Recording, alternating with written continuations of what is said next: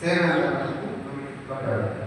ಇನ್ನೊಂದು ವಿಶೇಷ ಏನು ಗೊತ್ತಾ, ನೀವು ಸಾಕಷ್ಟು ದುಡ್ಡು ಮಾಡ್ತೀರ ಅಥವಾ ಬೇರೆ ಬೇರೆ ಏನೆಲ್ಲ ಆಸೆ ಕನಸುಗಳಿರ್ತಾವಲ್ಲ ಅವೆಲ್ಲ ಈಡೇರಿಸ್ಕೊಂಡು ಹೋಗ್ತೀರ.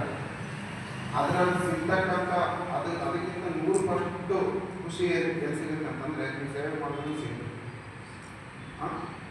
ಇನ್ನೊಬ್ರಿಗೆ ಯಾರಾದರೂ ನೀವು ಸೇವೆ ಮಾಡ್ತೀರಲ್ಲ ಅವರ ಹೃದಯದಿಂದ ಬಂದಂಥ ಮಾತುಗಳಿರೋಲ್ಲ ಅವ್ನು ಕೇಳಿದರೆ ನಿಮಗೆ ಏನಾಗುತ್ತೆ, ಆದಷ್ಟು ಸಂತೋಷ ಈ ಪ್ರಪಂಚದಲ್ಲಿ ಯಾವುದಿಲ್ಲ ಅಂತ ಅದೊಂದಿನ ನಿಮ್ಗೆ ಅನುಭವ ಆಗುತ್ತೆ.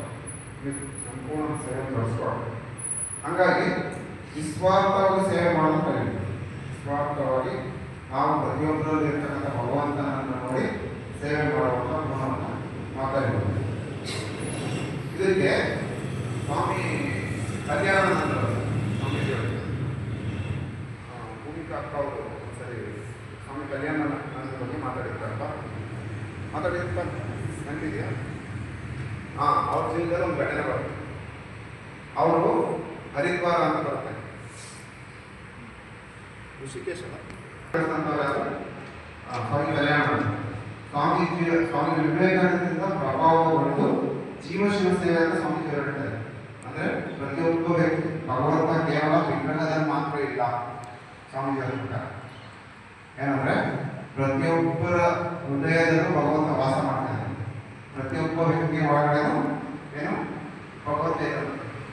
ಅವರನ್ನು ನೋಡಿ ನಾವು ಪೂಜೆ ಮಾಡತಕ್ಕಂಥದ್ದನ್ನ ಅವರನ್ನ ಸೇವೆ ಮಾಡ್ತಕ್ಕಂಥದ್ದು, ಅವನಿಗೆ ಸಲ್ಲಿಸ್ತಕ್ಕಂಥ ಸೇವೆ ಸಾಕ್ಷಾತ್ ನಾರಾಯಣನಿಗೆ ಅಥವಾ ಶಿವನಿಗೆ ಸಲ್ಲಿಸ್ತಕ್ಕಂಥ ಸೇವೆ ಅಂತ ಸ್ವಾಮೀಜಿ ಹೇಳುತ್ತೆ. ಈ ಆದರ್ಶವನ್ನು ಇಟ್ಕೊಂಡು ಬಂದು ಸ್ವಾಮಿ ಕಲ್ಯಾಣಾನಂದ ರಾಮಕೃಷ್ಣ ಸೇವಾಶ್ರಮ ಸ್ಥಾಪನೆ ಮಾಡಿ ಅಲ್ಲಿ ಏನು ಮಾಡ್ತಾರೆ, ತಮ್ಮ ಸೇವೆಯನ್ನು ಸಲ್ಲಿಸ್ತಾ ಇದ್ದಾರೆ. ಅದು ತುಂಬ ದೊಡ್ಡ ಆಶ್ರಮ, ದೊಡ್ಡ ಹಾಸ್ಪಿಟಲ್. ಅಲ್ಲಿ ಏನಂದ್ರೆ ಒಂದ್ಸರಿ ಸ್ವಾಮೀಜಿಯವರು ರಾಧಸ್ವಾಮಿ ಅನಿಸುತ್ತೆ ಓಡಾಡ್ತಾ ಇದ್ದಾಗ ಅಲ್ಲಿ ಒಂದು ಕೋಣೆಯಲ್ಲಿ ಒಬ್ಬ ರೋಗಿ ತುಂಬ ನರಳ್ತಾ ಇದ್ದಾರೆ. ಅದು ನರಳ್ತಾ ಇದ್ದಾಗ ಏನಾಗ್ತಂದ್ರೆ ಸ್ವಾಮೀಜಿಯವರು ಹೋಗ್ಬಿಟ್ಟು ಅವ್ನು ಸೇವೆ ಮಾಡಬೇಕು, ಸೇವೆ ಮಾಡಿ ಏನಾದ್ರು ಬೇಕಾಗ್ಬೋದು ಅವನಿಗೆ ಸಹಾಯ ಸೇವೆ ಮಾಡಬೇಕಂತ ಬಿಟ್ಟು ಹೋಗ್ತಾರೆ.